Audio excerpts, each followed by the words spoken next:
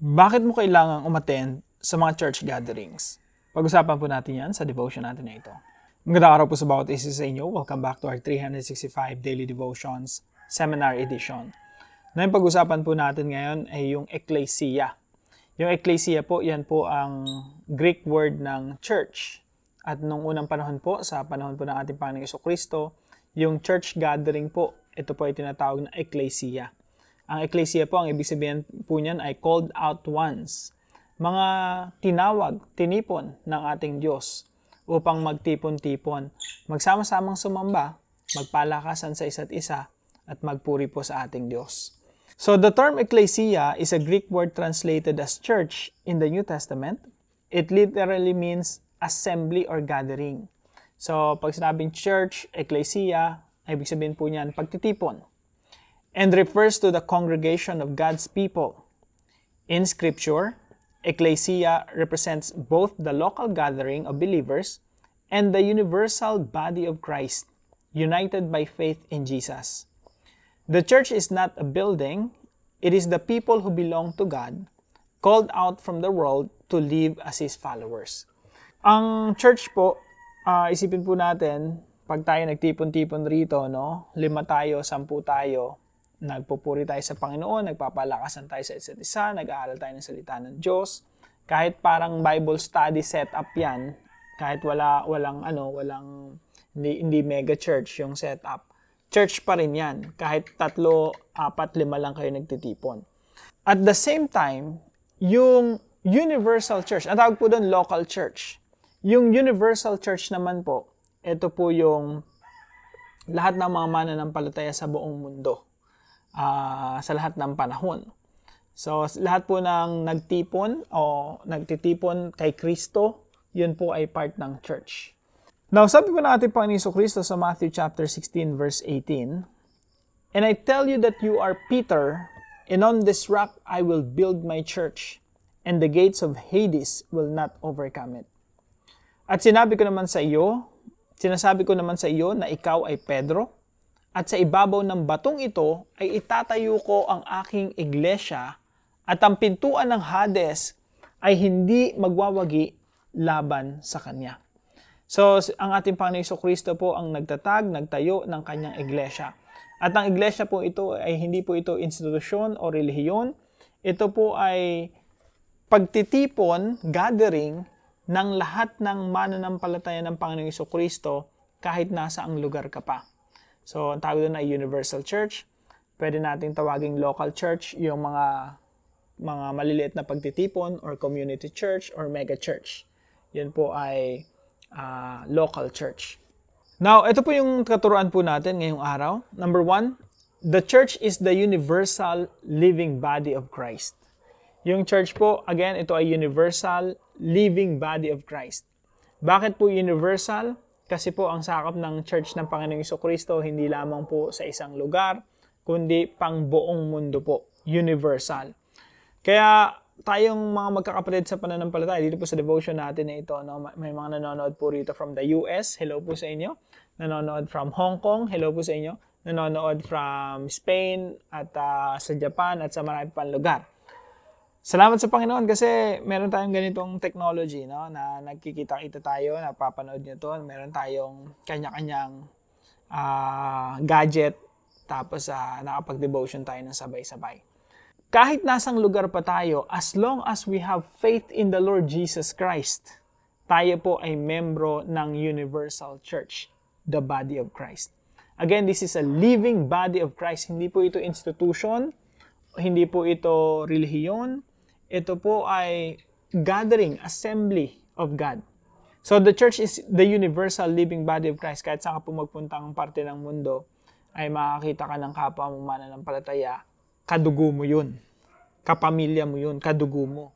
Hindi dugo ng iyong parents, kundi kadugo mo kay Kristo, because Jesus Christ died for us. He shed His blood for us. At dahil ang ating Panginoong Jesucristo ang nagbuhos ng kanyang dugo, tayo ay tinuturing na magkakapatid, magkakadugo kay Kristo. Pangalawa po, God calls His people to gather regularly. Yung Diyos po, tinatawag niya yung kanyang mga His people para magtipon-tipon regularly. Hindi po paminsan-minsan lang, kundi as often as we can. Pwedeng araw-araw po yan. Pwedeng every other day. Pwedeng once a week. Pero dapat po regular. Bakit po regular? Kasi po sa ating pagtitipon, tayo po ay nagkakaroon ng pagpapatibay ng ating mga pananampalataya. Nagkakaroon tayo ng edification. Ibig sabihin, papatibayin ko yung pananampalataya mo, patitibayin mo yung pananampalataya ko, and together we will study the Bible, together we will worship God, together we will, have fellowship, sharing time, breaking of bread. So, regular po natin ginagawa yun kasi yan po ang nagpapatibay sa atin, nagpapalakas sa atin, nagpapamature sa atin. Kung paano regular ang ating pagkain ng literal na tinapay, regular ang ating pag-inom ng tubig para lumakas ang ating katawan, ganun rin po regular ang ating pakikipagtipon sa ating kapwa mananampalataya para lumakas din tayo sa ating pananampalataya. Hindi po tayo lalago ng kanya-kanya, isa-isa, no? Na para po tayong uling, sabi nga ng ilang mga preachers, no? Ay yung uling, yung nagbabagang uling, pag mag-isa lang, mamamatay yan eh. Pero yung mga nagbabagang uling, pag sama-samahin mo, magpapalakasan yan, matinding apoy yan. So God calls His people to gather regularly, sabi po dito sa Hebrews chapter 10, verse 24 to 25, and let us consider how we may spur one another. At isaalang-alang kung papaano gigisingin ang isa't isa sa pag-ibig at mabubuting gawa. So pag nagtitipon-tipon po tayo sa church, niyuyug-yug mo yung kapwa mo, hoy, gumawa tayo ng mabuti, no? Oy, mag-ibigan tayo. Merong spur. Ibig sabihin, para mong inuudyok talaga yung kapwa mo na, tara, sumunod tayo sa ating Panginoong Jesucristo, magpalakasan tayo. At let us consider how we may spur one another on toward love and good deeds, not giving up meeting together. Hindi sumusuko, hindi nagpapabaya sa pagtitipon. As some are in the habit of doing, but encouraging one another, and all the more as you see the day approaching. Verse 25, na huwag nating pabayaan ang ating pagtitipon gaya ng ugali ng iba, kundi palakasin ang loob ng isa't isa, lalo na kapag inyong nakikita na ang papalapit na ang araw. So, God calls His people to gather regularly. Regular po yung ating pagtitipon, as often as we can. Sa gathering po namin, meron kaming every night, no, from Monday to Saturday. Welcome po kayo. Yung link nandito lang sa baba ng video na ito. Online po yon. And then, meron din kaming weekly gathering. Pero mga, po yun, micro-churches, small gathering, mga magkakapit-bahay. Kayo po, pwede kayo mag-start ng inyong gathering. No? Kung wala pa kayong pinupuntahan na Christian gathering, pwede kayo mag-start sa sala ninyo. Invite niyo yung kapit-bahay nyo. Tapos magsimula kayo ng gathering. Yung gathering na yon, kahit nandun lang kayo sa sala, nag-aaral kayo ng salita ng Diyos, nagpupuri kayo sa Panginoon, that's the church. That's the gathering of Christ. So, God calls His people to gather regularly. So, pwede po yung community church, pwede po yung house church, pwede po yung mega church. Pumili na lang kayo kung saan kayo magtitipon. Number 3 po, every believer is a vital part of the body of Christ. Ang bawat pong mananampalataya ay parte ng katawan ng Panginoong Jesucristo at meron kang role, meron kang gampanin. At ang isa po sa gampanin natin ay palakasin talaga yung bawat isa. Kaya pag pupunta ka sa isang gathering, ang intention mo, bukod sa kumonsumo ka ng salita ng Diyos at palakasin mo ang iyong buhay spiritual, ang intention mo rin ay palakasin yung buhay spiritual ng ibang tao, ng kapwa mo mananampalataya. Sabi nga po dito sa 1 Corinthians chapter 14 verse 26, what then shall we say, brothers and sisters? When you come together, each of you has a hymn. So, merong magpapakanta. Or a word of instruction. Or merong mag-share ng salita mula sa Diyos. A revelation, a tongue, or an interpretation. Everything must be done so that the church may be built up. So, lahat ng gagawin natin sa church, lahat ng fellowship, lahat ng pagtitipon, ang intensyon at ang goal talaga niyan ay mapatatag yung church sa pananampalataya at sa pagsunod sa Diyos. Ano kung gayon mga kapatid? Kapag kayo'y nagkakatipon, bawat isa ay may isang awit, isang aral, isang pahayag, isang wika, isang pagpapaliwanag. gawin ninyo ang lahat ng mga bagay para sa pagpapatibay. Kaya po napakalaga na yung ina-attenda natin merong small group. Kahit mega church yan, dapat meron kang small group. Sa ibang group, merong discipleship group, small group, life group, growth group, kung ano man yan. Basta, maliit na grupo. Bakit po? Kasi sa malaking grupo, at kung wala kang small group, sa malaking grupo, hindi mo kilala yung katabi mo eh. Kaya dapat yung lahat ng mga malalaking churches na malaking gathering, that may mga small groups.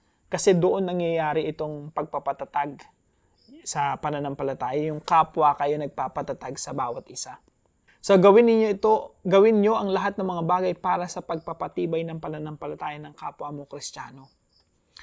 So every believer is a vital part of the body of Christ. Meron kang pwedeng gawin sa ikatatatag ng pananampalataya ng iyong kapwa Kristiyano. Now, paano po natin ito apply sa ating mga buhay? Number 1, never be a stand-alone Christian. Huwag kang lone ranger, sundalong mag-isa. Never be a stand-alone Christian. Huwag mong sabihin na okay lang ako dito sa bahay, mag-isa lang ako, no? Hindi ko na kailangan umattend sa church. Nagbabasa naman ako ng Bible, nagpe-pray naman ako. Hindi po pwede yung ganong reason. Again, sabi ng ating Panginoong Jesucristo, sa ibabaw ng batong ito ay itatayo ko ang aking iglesia, yung church, body of Christ, pagtitipon, assembly of God. Now, kung ikaw ay mag-isa lang at ipipilit mo talaga sa iyong sarili na mag-isa lang ako, nagpe-pray naman ako, nagbabasa naman ako ng Bible, kapatid, tandaan mo mabuti, si Jesus nagtatag ng church, ng body of Christ para maging parte ka noon. Kaya kailangan mo talagang sumama doon. Kasi kung hindi ka sasama sa mga pagtitipon, sa small group, discipleship group, sa mga church gatherings, para mong sinabi na, Lord, hindi ko kailangan nung itinatag mo. Para mong sinabi, Lord, di ko kailangan ng church kahit ikaw pa nagtatag niyan. Masyado naman tayong mayabang nun, no? So, never be a stand-alone Christian. Wala pong lone ranger, walang sundalong mag-isa. Dapat may kasama ka na ikibaka. Number 2 po, gather regularly in small discipleship groups. Huwag po tayong papayag na wala tayong discipleship groups. Huwag po tayong papayag na wala tayong... Kailangan talaga small eh. Bakit mo small group? Kasi sa small group, doon ka makakapag-share. Doon, yung bawat isa may chance na makapag-share. Magpalakasan.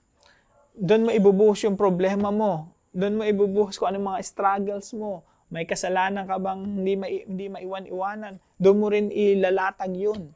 At tutulungan ka ng kapwa mo mananampalataya. So, kailangan small group eh. Hindi mangyayari yun sa big group. So, sa ina-attendan mong church, kahit malaki yan, for sure, no? In many situations, yung mga malalaking churches may mga discipleship groups. Kailangan mo mag-join doon. Kailangan mo sumama doon. So, gather regularly in small discipleship groups. At pangatlo po, join with the intent to edify fellow believers. Mag-join ka doon sa church mo na yon, sa church gathering mo, house church yan, community church, mega church, discipleship groups, Bible study, kahit ano pa yan. Pag nag-join ka doon, meron kang intensyon na papalakasin ko rin yung kapwa ko mananampalataya. So, hindi lang tayo pumupunta ron para mapalakas, pumupunta rin tayo doon para palakasin yung iba. Tandaan mo, ang Diyos ay hindi nangungusap sa ibang tao lang para, ma-inspire ka, para mangusap sa iyo. Ang Diyos ay nangungusap din sa iyo para i-inspire mo din yung iba ng mga natutunan mo mula sa Biblia, mula sa Diyos. So, join with the intent to edify fellow believers. Now, para po sa ating discussion, why is gathering together as the ecclesia, the church, important for our spiritual growth? Bakit hindi pwedeng lone ranger? Bakit hindi pwedeng mag-isa ka lang sa kwarto mo, no? At wala kang kasama. Nagmumukmo ka sa sulok na Kristiyano. Bakit kailangan mong mag-join sa mga church gatherings para sa iyong paglagong spiritual? Samahan niyo po ako sa panalangin. Heavenly Father, thank you for calling us into your family, the ecclesia, your church. I am grateful to be part of a community of believers, each with unique gifts and talents. Help me to prioritize gathering with my brothers and sisters in Christ. not only for my own spiritual growth, but to encourage others. Give me a servant's heart to contribute to the unity and strength of your church. May we reflect your love to the world as we gather and serve together. In Jesus' name I pray.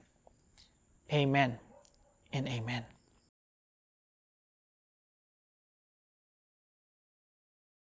Maraming salamat po sa bawat isa sa inyo na nakatutok po dito sa ating daily devotions. I hope ang bawat isa po ay merong kanya-kanyang mga small groups, discipleship groups, at mga churches na kinakaaniban.